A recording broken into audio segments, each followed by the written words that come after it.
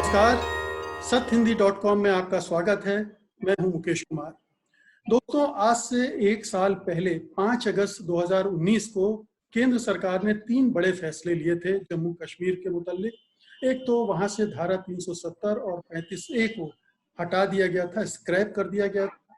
फिर राज्य का दर्जा छीन लिया गया था और उसको डिवाइड कर दिया गया था। लद्दाख को एक अलग राज्य बना दिया गया था, केंद्र शासित प्रदेश बना दिया गया था।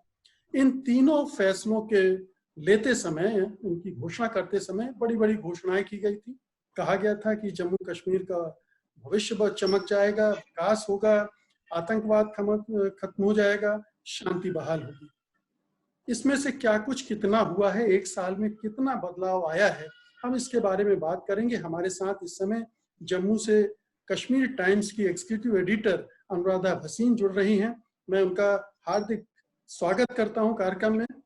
अनुराधा जी, बहुत बहुत स्वागत। जी नमस्कार जी, शुक्रिया जी। ये बताइए कि इन एक सालों में क्या बदलाव देखा? 5 अगस्त 2019, 5 अगस्त 2020, क्या परिवर्तन आपने नोट किए हैं एक पत्रकार के नाते, एक ऑब्जर्वर के नाते? देखिए, परिवर्तन तो बहुत सारे हुए। यहाँ तक कि मतलब लोगों की जिंदगी निजी या सामाजिक, सियासी, हर लिहाज से एक बदलाव आया है। सबसे पहले तो जो इमीडिएट जो इम्पैक्ट हुआ वो था कि एक रिस्ट्रिक्शंस का माहौल जो नाफिज किया गया था। बहुत बड़ी तादाद में सिक्योरिटी फोर्सेस लगाई गई थी। सेक्शन 144 इम्पोज किया था, लेकिन उसका अनऑफिशियली वो कर्फ्यू की तरह ही एग्जिस्ट कर रहा था कश्मीर में और कुछ जम्मू के इलाकों में। लेकिन उसके बावजूद कम्युनिकेशंस का जितना सिस्टम है वो ठप था बिल्कुल। कश्मीर की वादी में तो लैंडलाइन फोन तक नहीं चल रहे थे, मोबाइल फोन नहीं चल रहे थे, इंटरनेट काफी देर तक बंद रहा। और जम्मू की कुछ डिस्ट्रिक्ट्स में भी इसी तरह की रिस्ट्रिक्शंस थी। जम्मू में फोन चल रहे थे, मोबाइल भी चल रहे थे, इंटरनेट ब्रॉडबैंड चल रहा था, लेकिन मोबाइल इंटरनेट बंद था। और मोबाइल इंटरनेट का हमारी जिंदगी में ज्यादा महत्व होता है, क्योंकि हमारे जैसे देश में ज्यादातर जो सब्सक्राइबर्स हैं इंटरनेट के, वो मोबाइल इंटरनेट पे रिलाई करते हैं, ब्रॉडबैंड पे नहीं। तो इस तरह से आप देखिए, आज के दौर में इंटरनेट जो है एक प्रिविलेज नहीं है, एक लग्जरी नहीं है, वो एक अहम जरूरत है, रोजमर्रा की जरूरत है। रोजमर्रा की जो जिंदगी है आपकी उससे जुड़ी है, सिर्फ सोशल लाइफ नहीं जुड़ी है, आपके काम भी जुड़े हैं, आपका बिजनेस जुड़ा है, आपकी पढ़ाई जुड़ी है, आपके हेल्थ सेक्टर, हर क्षेत्र में इसका इम्पैक्ट बहुत ज्यादा रहा। तो उसकी वजह से जो ब्रेक डाउन रहा सिस्टम में, इकोनॉमी यहाँ की तहस नहस रही। यहाँ पे मीडिया जो है वो काम नहीं कर सका, जिस किस्म की उसको इंफॉर्मेशन मीडिया को लानी चाहिए, दर्शानी चाहिए, वो नहीं हो पाया। और इसके भी गई थी, इसको लेकर आप अपना अखबार ठीक से नहीं निकाल पा रही थी। पिछले साल आप सुप्रीम कोर्ट गई थी और आपने इफेक्ट की बात की थी, और जिसको लेकर थोड़ा सा शोर भी मचा था। जी, कोर्ट में मैं गई थी और 5 महीने के बाद वो फैसला आया। हालांकि हम बात कर रहे थे ये, क्योंकि अगर इंटरनेट जो एक अहम जरूरत है आज के दौर में, वो तो एक फंडामेंटल राइट बन जाता है। तो ये फंडामेंटल राइट को डिसाइड करते करते कोर्ट ने 5 महीने लगा दिए। और उसके बाद जो गवर्नमेंट है उन्होंने अपना और टाइम लिया, उसको आहिस्ता आहिस्ता रिव्यू करते हुए उसकी जो कोर्ट के फैसला, जो हालांकि कुछ हद तक बहुत अच्छा था, बहुत सिग्निफिकेंट था, उसको सर्कमवेंट करते हुए और उसको आहिस्ता आहिस्ता फेजेस में उन्होंने रिस्टोर किया इंटरनेट कनेक्टिविटी। बट अभी तक पूरी तरह रिस्टोर्ड नहीं है और रोजमर्रा की जिंदगी जो है वो अभी तक इम्पैक्टेड है। खास तौर पे जब हम कोविड का दौर देखते हैं, जिसमें एक वर्क फ्रॉम होम कल्चर को एक प्रमोट किया जा रहा है पूरी दुनिया भर में। हमारे जैसे देश में पहले ही इंटरनेट जो है वो एक्सपोज करता है बहुत सारी इनइक्वालिटीज। यहाँ पे हर तबके के लोग हैं, बहुत सारे लोगों के पास एक्सेस नहीं है, उनके पास स्मार्टफोन तक नहीं है। यहाँ तो भूखमरी का शिकार जो लोग रहते हैं, आप तो एक्सपेक्ट नहीं कर सकते उनके पास होएगा। लेकिन जिनके पास है, उनमें भी एक इनइक्वालिटीज क्रिएट हो रही हैं, जहाँ की बाकी पूरे देश में लोगों के पास इंटरनेट फैसिलिटीज है, यहाँ के लोगों के पास नहीं है टू कम्पीट। और अगर हम देखें, चेंजेस इतनी ज्यादा आए क्योंकि जिस तरह से शुरुआत में ही एक रिस्ट्रिक्शंस के साथ, पाबंदियों के साथ जिस तरह से लोग हिरासत में लिए गए थे, और पूरी की पूरी मेन स्ट्रीम लीडरशिप जिसमें शामिल थे 3 भूतपूर्व चीफ मिनिस्टर्स, और उनको काफी देर के बाद छोड़ा गया। अभी भी बहुत सारे लीडर्स जिनको रिहा कर दिया गया है वो हाउस अरेस्ट के अंडर हैं, और उनकी मूवमेंट पे पाबंदी है, उनके बोलने पे पाबंदी है।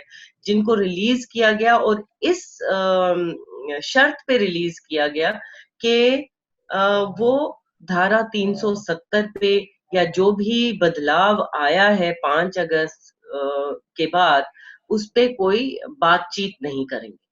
जी अनुराधा जी, मैं ये जानना चाहूंगा कि अभी आपने बात की कि 5 अगस्त 2000 को जो रेस्ट्रिक्शंस लागू की गई थी, जो लागू की गई थी, उसके बाद कहा जा रहा था कि कश्मीर एक खुली जेल में तब्दील हो गया है, कश्मीर भी और जम्मू के भी कुछ इलाके। क्या जी 1 साल बाद वहां कुछ खुलापन दिख रहा है या हालात लगभग वैसे ही हैं? देखिए, थोड़ा तो आहिस्ता आहिस्ता पहले सरकार ने लॉकडाउन लगाया था, उसके बाद गुस्सा इतना ज्यादा था कश्मीर में कि कश्मीर के लोगों का एक जरिया था, क्योंकि वो बात नहीं कर सकते, उन्होंने एक जो साइलेंस है उसको एक अपना हथियार बनाया और एक सिविल डिसोबीडियंस शुरू की, जिसमें एक पूरी तरह से हड़ताल रही काफी महीने। वो आहिस्ता आहिस्ता से खुलने लगा था, और उसके बाद ही ये कोविड का लॉकडाउन शुरू हो गया। तो एक लॉकडाउन खत्म नहीं हुआ, दूसरा पहले शुरू था। और दूसरी चीजें, यहाँ के हालात क्यों नहीं बदले? यहाँ के हालात इसलिए नहीं बदले क्योंकि एक तो कदम ही ऐसा था कि आप बात करें हम ये डेमोक्रेसी के नाम पे, डेवलपमेंट के नाम पे, इक्वालिटी के नाम पे, टेररिज्म को खत्म करने के नाम पे हम ये कदम ले रहे हैं जो 5 अगस्त को लिया, धारा 370 को हटाना। अब वो सही था गलत था ये तो ये अलग बहस है, लेकिन जिस तरह से लिया गया, जिस चीज की बुनियाद आपके डेमोक्रेटिक राइट्स को, जो प्रजातंत्र में जो आम जनता को जो हक है बोलने का, बैठने का, अपनी बात बोलने का, ये जो हक उनसे लेकर एक कदम लेने का कि ये आपकी बेहतरी के लिए है, तो ये तो कहीं किसी भी प्रजातंत्र के हिसाब से सही नहीं था। दूसरी चीज जो हुई है कि धारा 370 के हटने के बाद अब केंद्रीय सरकार के पास इतनी पावर्स हैं कि वो बिना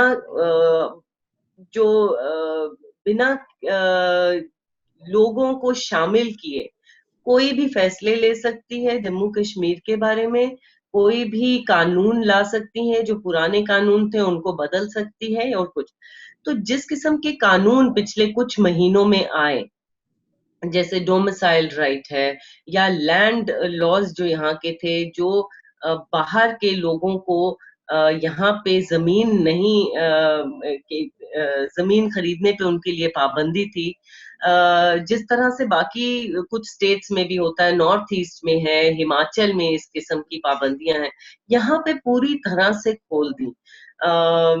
कोई भी हिंदुस्तान का शहरी आज की डेट में यहाँ पे जमीन खरीद सकता है, और कुछ कैटेगरीज ऐसी बना दी जो कोई भी जिसको नौकरी लेनी है, सरकारी नौकरी लेनी है, वो यहाँ पे ले सकता है।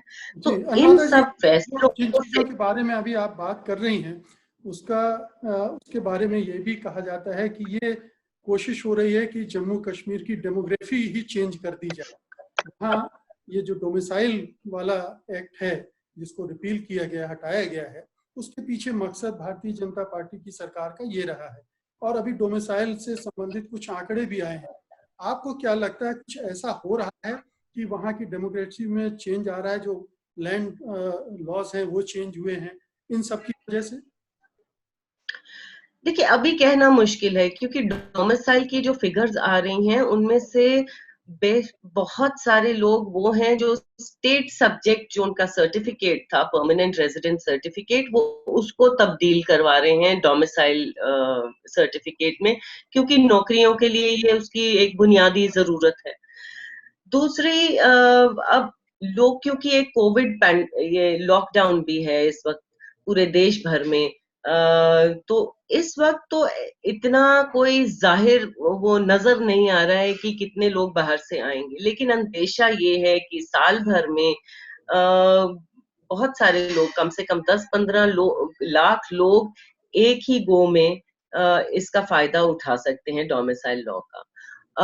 इन्वेस्टमेंट्स भी उस वजह से नहीं हो रही हैं। आप देखिए, पूरे देश भर में तो एक इकोनॉमिक स्लम्प है, तो अगर किसी को इन्वेस्टमेंट करनी है यहाँ पे जमीन खरीदने की, उसको अभी टाइम लगेगा, लेकिन आने वाले कुछ सालों में काफी तब्दीली हो सकती है, क्योंकि जैसे मैंने कहा, एक गो में 15 लाख बेनिफिट कर सकते हैं, लेकिन उसके बाद हर साल ये बढ़ता जाएगा नंबर, क्योंकि रूल्स के मुताबिक जो लोग 15 साल से यहाँ पे रहे हैं, या ब्यूरोक्रेट्स, उनके बच्चे जो 10 साल यहाँ पे रह चुके हैं, या जो भी कोई अपनी एजुकेशन, स्कूल एजुकेशन यहाँ पे 7 साल कर चुका है, तो इस, और जिसकी कोई कट ऑफ डेट नहीं है, ये रिट्रोस्पेक्टिव इफेक्ट से, और रिट्रोस्पेक्टिव इफेक्ट कब से है? पिछले 70 साल से है, उससे पहले से है, तो आप खुद अंदाजा लगा लें, इसमें तो बहुत सारे लोग जो हैं वो बेनिफिट हो सकते हैं, और हर साल ये बढ़ता ही रहेगा ये नंबर। जी और उसके बाद डेमोग्राफिक फ्लडिंग का जहां तक ताल्लुक है, इसका खतरा जो है वो महसूस जम्मू में बहुत ज्यादा किया जा रहा है। जो जम्मू, जिसने पहले जम्मू के लोगों को लगा कि शायद ये बहुत अच्छा कदम था और अब कश्मीरी डोमिनेशन खत्म होगी, और हमारे लिए डेवलपमेंट आएगी, ये आएगी, अब यहाँ पे बहुत सारी इनसिक्योरिटीज हो रही हैं, क्योंकि उनको लगता है कि डेमोग्राफिक फ्लडिंग जितनी होएगी जम्मू में ज्यादा होएगी। जम्मू क्योंकि पीसफुल है, जम्मू क्योंकि ज्योग्राफिकली, कल्चरली लिंक्ड है बाकी हिंदुस्तान के साथ, तो यहाँ खतरा ज्यादा हो सकता है। जी, अब मुझे दो चीज बताइए। एक तो ये कि एक जो लॉकडाउन है वो कोविड की वजह से है, एक लॉकडाउन जो हमारी सिक्योरिटी फोर्सेस की वजह से है, चला आ रहा है। तो वो जो सिक्योरिटी फोर्सेस का लॉकडाउन है वो अभी कितना ज्यादा है, और दूसरा, लोगों के अंदर इस सब को लेकर कितना गुस्सा है, वो निकलने वाला है, अंदर भरा हुआ है, क्या होगा आगे चल के इसका? देखिए, आज 1 साल हो गया, पूरा 1 साल हिंदुस्तान में सेलिब्रेशंस हैं इसी एनिवर्सरी की। कश्मीर में आज कर्फ्यू लगा हुआ है, एक सिक्योरिटी वाला कर्फ्यू लगा है। जम्मू में लॉकडाउन है, कोविड रिलेटेड लॉकडाउन है, लेकिन कोविड को भी अब एक एक्सक्यूज की तरह इस्तेमाल किया जा रहा है लोगों को नजरबंद रखने के लिए। क्या अगर आप आंकड़े देखें कोविड पैंडेमिक से लेकर, तो जिस तरह की बढ़ोतरी पूरे देश भर में हुई है, जम्मू कश्मीर ने कोई 1 या 2% नेशनल एवरेज से 1 या 2% ही उनके केसेस रहे हैं कोविड से रिलेटेड। यहाँ भी बढ़ रहा है, खतरा है, लेकिन अगर पूरा देश भर खुल रहा है फेज वाइज, यहाँ पे बार बार लॉकडाउन क्यों हो रहा है, ये सवाल पूछने की जरूरत है। जी, तो और मेरा दूसरा सवाल था कि लोगों के अंदर कितना गुस्सा है। कश्मीर में निश्चित रूप से वो मांग रहे थे आज़ादी, जो एक तबका था। अब जी। उनके पास आज़ादी तो छोड़िए, जो ऑटोनॉमी थी वो भी चली गई। राज्य का दर्जा भी जाता रहा और अब बिल्कुल सीधे सीधे कहना चाहिए कि दिल्ली का शासन चल रहा है। ऐसे में जी कितनी छटपटाहट, कितना गुस्सा है। देखिए, गुस्सा डिफरेंट लेवल्स का है। आप क्योंकि कश्मीर की सियासत और जम्मू की सियासत मुख्तलिफ रही है। जम्मू में जो गुस्सा है वो बातचीत करके थोड़ा सा हल हो सकता है, कुछ कंसेशंस लेके। यहाँ अगर कोई पॉलिटिकल स्पेस क्रिएट की जा सकती है या डोमिसाइल जो प्रोटेक्शन है, इकोलॉजी की प्रोटेक्शन की बात है, यहाँ के लोगों के हकूक की बात है, तो यहाँ एड्रेसेबल एंगर है। लेकिन जहाँ कश्मीर की आप बात कर रहे हैं, आपने पूरा सब बेसिस ही तोड़ दिया है, तहस नहस कर दिया है। वहां की जो एक जो पॉलिटिक्स रही है या ऑटोनॉमी थी, या दूसरा एंड उसका आजादी था। तो जब आपने ऑटोनॉमी ले ली और ऑटोनॉमी से वापस आने के तो रास्ते भी बंद हो गए और उसी से रास्ते भी बंद कर दिए, अब आप देंगे भी तो लोगों का भरोसा जो है आपने पूरी तरह से तहस नहस कर दिया है, पूरी तरह से तोड़ दिया है। लोगों में जो गुस्सा है उसमें एक बहुत तल्खी आ गई है, एक नफरत भी आ गई है, और उनको लगता है कि हमारे जब हिंदुस्तान ओन अप करता है कश्मीर को, तो हम इंसानों को तो ओन अप नहीं कर रहा। तो उनको लगता है कि हम पे जैसे एक हम पे शासन किया जा रहा है, हमें एक प्रजातंत्र का हिस्सा नहीं समझा जा रहा है। जी, अब ये बताइए कि अभी हाल में बहुत सारे आंकड़े सरकार की तरफ से आ रहे हैं कि इस दौरान आतंकवाद पर जोरदार कार्रवाई हुई है, उसका सफाया कर दिया गया है, 100 से अधिक मिलिटेंट्स मारे हैं। इसमें कितनी सच्चाई है सरकार के दावे में, और क्या सचमुच में वहां अभी जो मिलिटेंसी है वो हाशिए पर चली गई है? देखिए, ये कहना बहुत मुश्किल है। मिलिटेंसी के आंकड़े तो कई सालों से चल रहे हैं। आप किसी साल में ज्यादा लोग मरते हैं, मिलिटेंट मरते हैं, किसी साल में कम मरते हैं। लेकिन सिर्फ कितने मिलिटेंट्स मारे गए, अब इस साल के पहले 6 महीने में कहा जाता है 130 से ज्यादा मिलिटेंट मारे गए। लेकिन ये साबित नहीं करता है कि मिलिटेंसी खत्म हो गई। इन मिलिटेंट्स में ज्यादातर जो मरे वो लोकल लड़के मरे। उनमें से भी बहुत सारे लड़के वो थे जिन्होंने पिछले साल में, बल्कि ज्यादातर पिछले 6 महीने में, क्योंकि पहले 6 महीने में तो बहुत ज्यादा पाबंदियां थी और इस किस्म की हमने कहानियां नहीं सुनी कि लड़कों ने बंदूक पकड़ी। वो उसके आज से 6 महीने पहले से हम सुन रहे हैं। और उनमें से बहुत बेशतर लड़के वो हैं जिन्होंने नए नए जो अभी मिलिटेंट बने थे। तो ये दर्शाता है कि नए मिलिटेंट्स बन रहे हैं। साथ ही साथ आप जितने मारेंगे उतने ज्यादा, हो सकता है उससे ज्यादा लड़के बंदूक पकड़ने को तैयार हैं। जब आपने कश्मीर के लोगों को इस हद तक नाराज कर दिया कि वापसी का कोई रास्ता नहीं है, वो बिल्कुल तंग आ चुके हैं। उनको लगता है कि उनकी बहुत बेहुरमती हुई है, एक सेंस ऑफ ह्यूमिलिएशन के साथ वो रह रहे हैं। तो उसमें नौजवान जो लोग हैं वो रेडिकलाइजेशन की तरफ, एक बहुत ही एक्सट्रीम फॉर्म ऑफ रिलीजन की तरफ उनका ध्यान जाएगा, और या बंदूक की तरफ जाएगा। अब बंदूक तो कश्मीर में नहीं है, लेकिन फिर भी लड़के पकड़ने को तैयार हैं, बंदूक हाथ में लेने को तैयार हैं। ट्रेनिंग वहां पे प्रॉपर नहीं है, वो मरने मारने को तैयार है। और इसके साथ ही अगर इन्फिल्ट्रेशंस बढ़ जाती हैं, और क्योंकि जब भी हिंदुस्तान की हुकूमत ने इस किस्म के कदम लिए हैं कश्मीर में, कश्मीर को कंट्रोल करने के लिए, जहां पे कश्मीर के लोगों के डेमोक्रेटिक राइट्स खत्म हुए या कम हुए, तो पाकिस्तान ने उस सिचुएशन को एक्सप्लॉइट किया है। फ्रस्ट्रेशन इंडिया ने क्रिएट की और पाकिस्तान ने एक्सप्लॉइट किया है। और अगर ये सूरत बनती है कि वहां से ज्यादा तादाद में इन्फिल्ट्रेशन होती यूनिवर्सिटी है वहां से आता है, तो यहाँ पे एक बहुत खतरनाक सूरत पैदा हो सकती है। एक और चीज मैं इसमें ऐड करना चाहूंगी कि अभी बहुत मुश्किल है कहना कि मिलिटेंसी कम हुई है या बढ़ी है। फिलहाल एक उसी लेवल पे स्टेबलाइज्ड है, क्योंकि 200 मिलिटेंट ऑफिशियल आंकड़ों के हिसाब से भी 200 मिलिटेंट अभी तक यहाँ पे हैं। लेकिन जिस तरह के हालात हैं, ऐसा लगता है कि और लोग जो हैं और मिलिटेंसी बढ़ सकती है। अगर आप पीछे का इतिहास देखें, पिछले 30 साल का जब से मिलिटेंसी शुरू हुई, तो हर बार जब भी मिलिटेंसी कम होती है, जब पैदा भी हुई या कम हुई और उसके बाद ज्यादा हुई, तो एक जेस्टेशन पीरियड आता है, जब एक जो थोड़ा सा एक ठहराव आता पीरियड है और जहाँ फिर पे एकदम से। जी जी।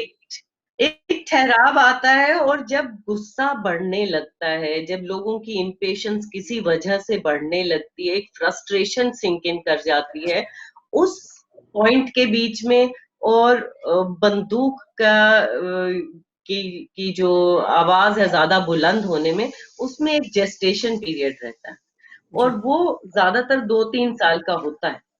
जी। अब ये बताइए कि हिरासत में सैकड़ों लोग, आम लोग भी लिए गए हैं। अभी हम नेताओं की भी बात करेंगे, लेकिन आम लोगों में इसको लेकर बेचैनी होगी, गुस्सा होगा, क्योंकि हमने सुना है रात को 3 बजे दरवाजा खटखटाया, उठा के ले गए, लड़के को ले गए, औरतों को भी थाने ले गए। इस तरह की घटनाएं, इस तरह की खबरें लगातार आती रही हैं। उस मोर्चे पर क्या हालत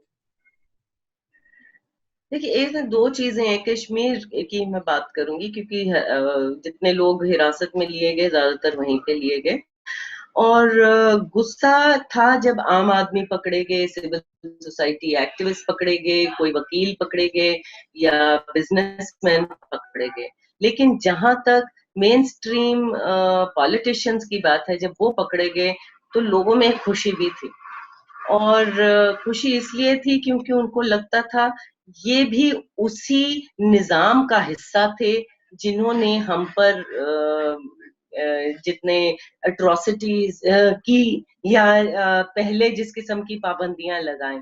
और एक आयरनी ये है कि एक कानून जो पब्लिक सेफ्टी एक्ट जिसे कहते हैं, जो जम्मू कश्मीर का कानून है, और एक बात मैं बीच में बता दूं डाइवर्ट करते हुए कि public safety act Jammu Kashmir का कानून है। इस कानून को हटाया नहीं गया, इसको बखूबी इस्तेमाल किया गया लोगों के ही खिलाफ। हालांकि बाकी सेंट्रल एक्ट ला रहे हैं, यहाँ के लॉज खत्म कर रहे हैं, लेकिन जहां एंटी पीपल जितने भी लॉज हैं उनको रिटेन कर रहे हैं। तो पीएसए एक वो लॉ है, और अभी उमर पहले अब्दुल्ला के साहब ने अफसोस भी जाहिर किया था कि मैं अगर उसी समय इस लॉ को हटा देता तो अच्छा रहता। देखिए, जब कोई पावर में होता है उस वक्त वो सोचते नहीं है, उनको लगता है बस अब हमारा ही टाइम है, हम कुछ भी कर सकते हैं। तो बात ये तो ये यही चीज है जिसकी वजह से आज भी मेन स्ट्रीम जो इतने सियासतदान है, वो अपने आप को सबसे ज्यादा अकेला महसूस करते हैं। ना उनके साथ नई दिल्ली है, ना उनके साथ हिंदुस्तान के लोग हैं, ना उनके साथ कश्मीर के लोग। ये उमर अब्दुल्ला की रिहाई हुई है, फारूक अब्दुल्ला रिहा हुए हैं, हालांकि महबूबा मुफ्ती की तो बढ़ा दी गई है हिरासत भी। तो क्या कोई फर्क पड़ रहा है वहाँ राजनीतिक माहौल में? कोई बदलाव आएगा इससे? कोई चेंज, कोई कोई इनिशिएटिव की कोई खनक, कोई देखिए, आशा? हाँ, अभी तो एक खामोशी है, सियासी खामोशी है। थोड़ा थोड़ा अब उमर अब्दुल्ला साहब ने बोलना शुरू किया है। पिछले एक हफ्ते में एक इंटरव्यू दिया, एक लेख भी लिखा नेशनल अखबारों में। आपकी कॉन्स्टिट्यूएंसी, जो इन लीडर्स की कॉन्स्टिट्यूएंसी जो है, वो लोकल कॉन्स्टिट्यूएंसी है, वो हिंदुस्तान नहीं है।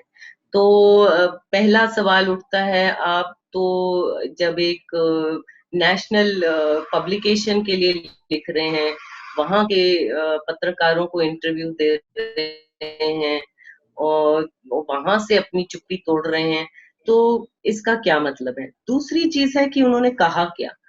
उन्होंने बात शुरुआत की, उन्होंने कहा मैं इलेक्शन में हिस्सा नहीं लूंगा। उन्होंने बात की कि वो बहुत एक तल्ख दौर से गुजर रहे हैं। उनको लगता है कि हिंदुस्तान की हुकूमत ने धोखा दिया, क्योंकि उन्होंने हमेशा हिंदुस्तान का झंडा उठाया था कश्मीर में।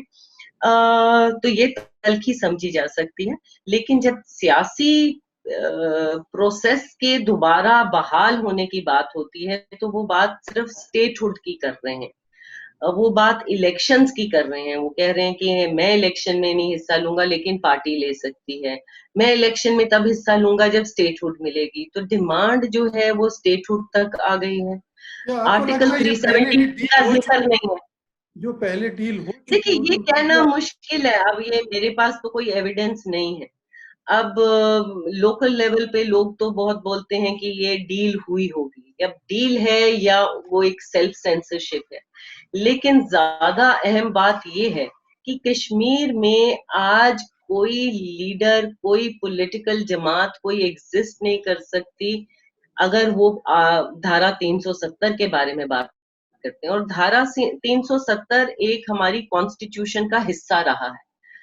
क्या एक कॉन्स्टिट्यूशन का जो हिस्सा रहा हो वो एकदम से निकाल दिया, खत्म कर दिया या डाइल्यूट कर दिया, क्या उसके ऊपर बातचीत करना एक जमहूरी हक नहीं रहता? आई मीन ये एक एक सवाल है। तो वहां की अगर पॉलिटिक्स इतने एक हॉलो फाउंडेशन पे बेस्ड रहेगी, इतना हॉलो फाउंडेशन जिसके यहाँ डेमोक्रेसी पे सवाल खड़े हो सकते हैं, तो वहां क्या पॉलिटिक्स, क्या सियासत चलेगी? और अगर आप धारा 370 की, आप ऑटोनॉमी की, लोगों के जितने राइट्स हैं उनको प्रोटेक्ट करने की अगर आप बात नहीं कर सकते हैं, तो आपका कनेक्ट लोगों के साथ कैसे बने? ये बहुत सारे सवालात हैं जिनसे लगता है कि यहाँ कोई एक अब फिलहाल लगता है कि यहाँ कोई स्पेस मेन स्ट्रीम पॉलिटिक्स की इस वक्त नहीं है। अगर ये बहाल हो भी सकती। जी, मेरा अंतिम सवाल है, क्या वहाँ चुनाव की कोई चर्चा हो रही है? आने वाले समय में चुनाव होंगे, चुनाव को लेकर कोई, चाहे वो बीजेपी सरकार की तरफ से कोई एक्टिविटी वहाँ करवाई जा रही हो, या इन नेताओं की रिहाई से कुछ इस तरह का संदेश मिल रहा हो? देखिए ना, इनकी रिहाई से, नेता जितने भी छोड़े गए हैं, इनकी रिहाई से कुछ संदेश तो मिलता है। शायद सरकार इसमें इंटरेस्टेड है कि इलेक्शंस हो। लेकिन एक अहम चीज है कि पिछले एक साल में जो पूरी सियासत ठप थी पूरे जम्मू कश्मीर में, सिर्फ कश्मीर में ही नहीं, जम्मू में भी बहुत सारे जो सियासी नेता थे उनको हिरासत में तो नहीं, हाउस अरेस्ट में रखा गया था। तो मोबिलिटी फैक्टर तो था नहीं, वो लोगों तक क्यों भी क्या बात लेके जाते हैं। सिर्फ बीजेपी के की जो ऑर्गेनाइजेशन है उनके लोग जो हैं वो उन पे पाबंदी नहीं थी कोई भी। वो लोगों तक जा रहे थे, उनके कार्डर्स बन रहे थे, वो अपने कार्डर्स एक्टिवेट कर रहे थे अलग अलग जगह पे, डिफरेंट डिस्ट्रिक्ट्स।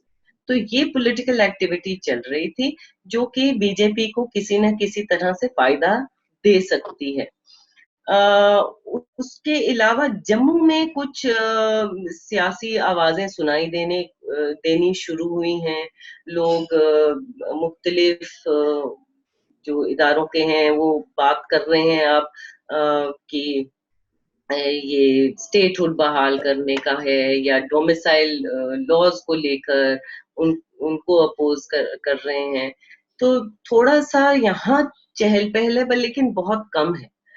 और फिलहाल इस इलेक्शंस का अभी ऐसा कोई माहौल पकड़ा नहीं है। लेकिन अनुराधा जी, अब अंत में मैं आप पर छोड़ता हूँ, कोई ऐसी बात जो आप कहना चाहती हूँ और मैं ना पूछ पाया हूँ, आप शेयर कर सकती हैं।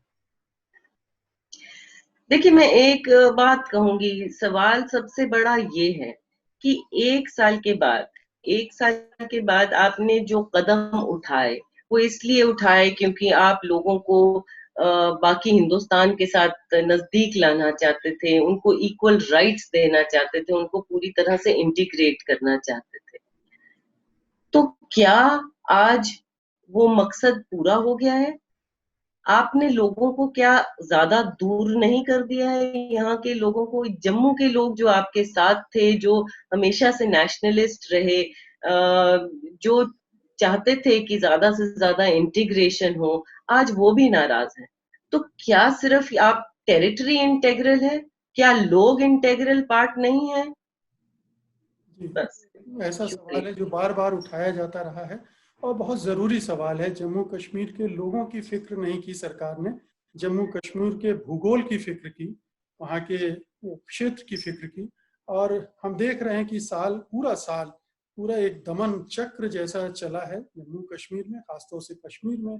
और उसकी जो कहना चाहिए कि गूंज अंतर्राष्ट्रीय स्तर पर भी सुनाई दी है। बहुत बहुत शुक्रिया अनुराधा जी, धन्यवाद। आपसे बातचीत करके बहुत अच्छा लगा और उम्मीद है कि आपसे लगातार बातचीत होती रहेगी जम्मू कश्मीर के इन जी, मसलों। जरूर। बहुत बहुत शुक्रिया आपका, धन्यवाद। बहुत बहुत थैंक यू। सत्य हिंदी के और वीडियोस को देखने के लिए हमारे YouTube चैनल को सब्सक्राइब करें और सीधे नोटिफिकेशन पाने के लिए बेल आइकन दबाएं।